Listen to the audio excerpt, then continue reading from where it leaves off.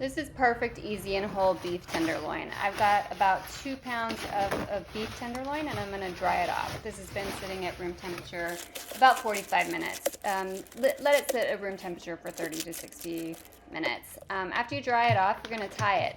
This is a perfect piece of beef tenderloin. It actually doesn't need to be tied, but a lot of times there's loose edges.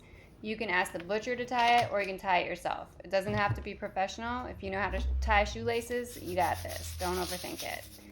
Liberally salt and pepper the tenderloin all over. Salt is good for beef, especially because you can't salt the inside. I like just a little bit of pepper. Bring a cast iron pan to medium-high heat. You can use any pan you like here, but cast iron is oven safe to 400. It heats really even, so that's what I like to use. The pan is hot. It's been sitting at 400 degrees in the oven while the beef has been sitting out, so it is hot. So don't burn yourself. Put an oven mitt over the side if it's safe, if the flame is low, or put a kitchen towel. You burn yourself once, you won't do it again. So I got this pan at medium-high heat. I've got a little vegetable oil in it. That's a neutral high-heat oil. And then you're going to place the beef tenderloin in. It barely fits. The sides are going to be a little bit more done. It's splattering everywhere. I'm going to put a splatter guard on, and I'm also going to moderate the heat and turn it down from like 10 to maybe 8.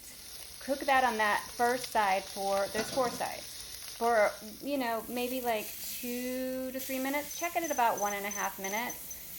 Don't disturb the meat too much, just gently check it. Flip it to the second side. That goes on for about another minute and a half. Real quick here, you need to moderate the heat. If it's really smoking and popping, turn it down just a little bit.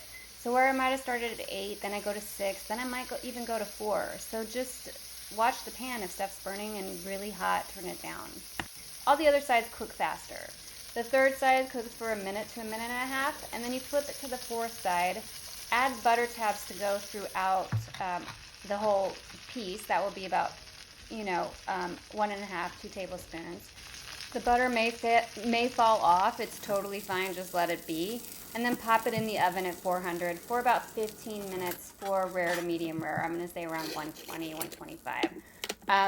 Then you pull it out.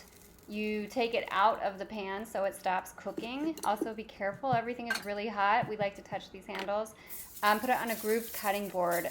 Loosely tent it with aluminum foil. And I think loosely because you don't want the sear to steam off. And rest it for 15 minutes.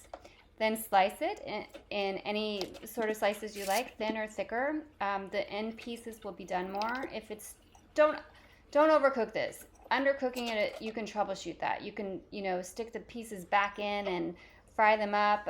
You could stick them in the microwave if you were desperate. Anyway, then you can dip it in the butter sauce. You can drizzle it over it. I like to serve it with a horseradish sour cream sauce, and you can find that recipe on my website, and this recipe is at eatsimplefood.com.